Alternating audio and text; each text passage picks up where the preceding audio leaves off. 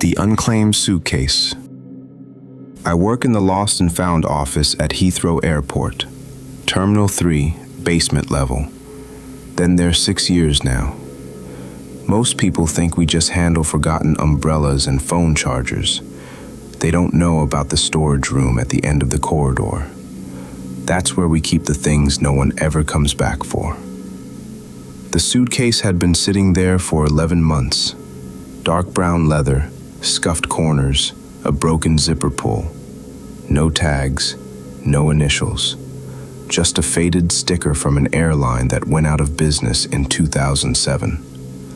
Standard procedure says we open unclaimed items after 90 days, but no one wanted to deal with this one. The night supervisor said it smelled wrong. Not rotting, not chemical, just wrong. I opened it last Tuesday. The smell hit me first. Old paper and dust and something metallic, like coins left in the rain. Inside, packed from corner to corner, were hundreds of Polaroid photographs. No clothes, no personal items, just photos. I pulled out the first one. A woman in her early 30s, lying on her side. Gray sheets, a lamp on the nightstand casting yellow light across her face. She looked peaceful, but the angle was strange. The photo had been taken from floor level, from under the bed, from the right side of the frame at a consistent distance from the pillow. The next one showed a man in his 50s, lying on his back, taken from under the bed. The date on the back was written in faded blue ink, March 14th, 2008. I kept flipping through them, dozens, hundreds, different people, different bedrooms, different decades. The dates went back to 1997. Some were from last year, all taken from the same impossible angle, right beside the sleeping person's face, but from underneath the frame. No one sleeps that close to the edge of the mattress. To take those photos, someone would have had to lie flat on the floor, slide their hand under the bed frame, and point the camera upward, right next to the pillow. The person in the photo would have heard the shudder, would have felt the flash, would have smelled someone else's breath in their room. But everyone in these photos is sound asleep. I sorted them by date. The earliest was from a motel in Nevada. The most recent was from an apartment in Manchester, 4 nights ago. The pattern was clear. Always the same angle, always the same distance from the pillow, always the right side of the bed, like someone had been using the same method for years.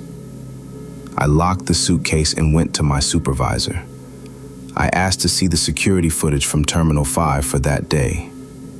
We spent 3 hours going through it. The suitcase appeared on the baggage belt, but no one had placed it there. The camera showed nothing 1 second, and the suitcase was there the next. No hands, no shadows, it just appeared. My older colleague stood beside me, staring at the screen. Then he said quietly, "I was hoping I'd never see another one." I didn't ask anything. I just looked at the suitcase. I peeled off the address label.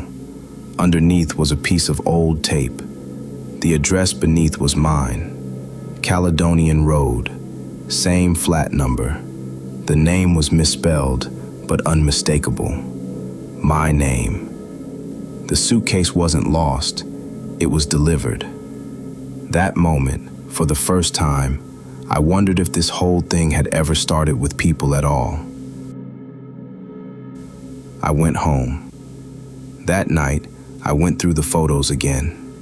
I didn't recognize anyone in them, but I noticed something.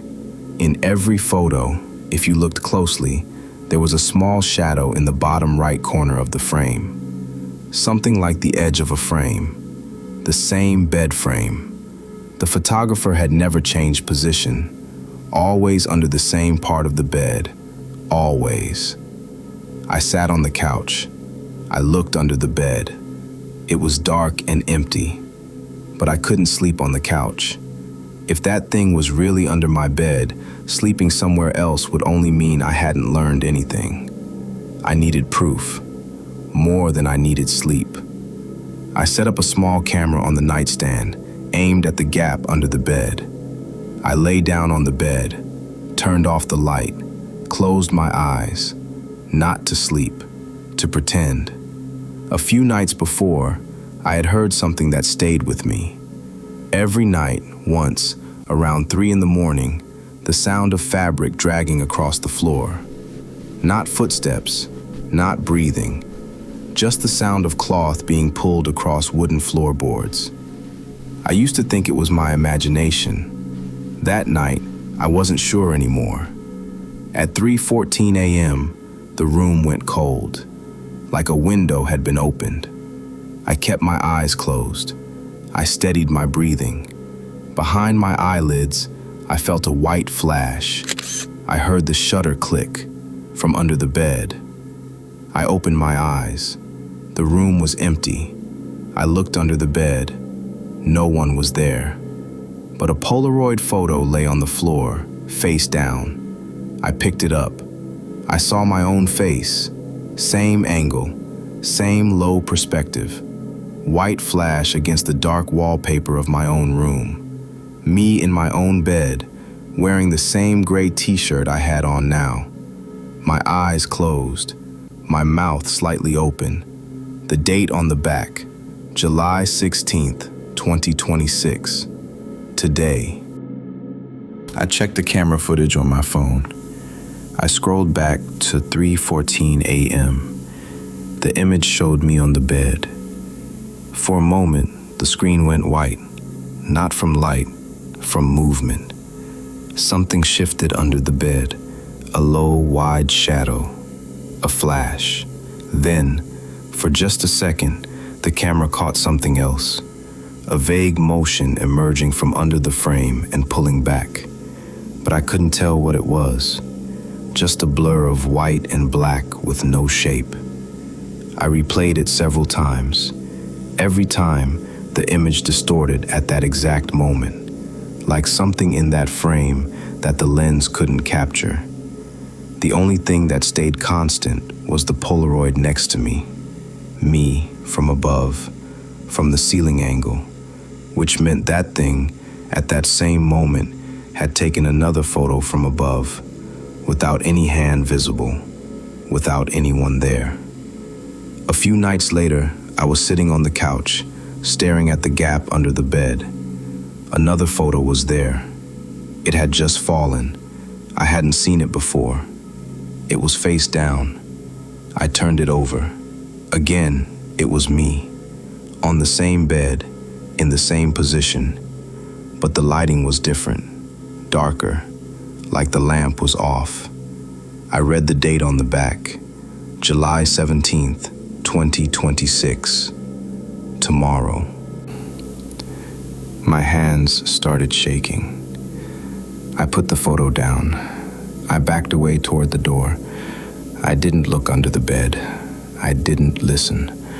I just stared at the photo lying on the floor, face up, my face in it, calm, in a sleep I hadn't reached yet. The suitcase is still in the office safe, but the photo of tomorrow is in my hand now. And until tomorrow comes, I don't know when that thing took the photo. Before I sat down here, or just now when I leaned over to look under the bed. I didn't look. I'm just staring at the darkness beneath the frame. It's been a few seconds. I haven't heard anything. No breathing, no fabric, no click. But I know something is there, right now, under the bed, waiting.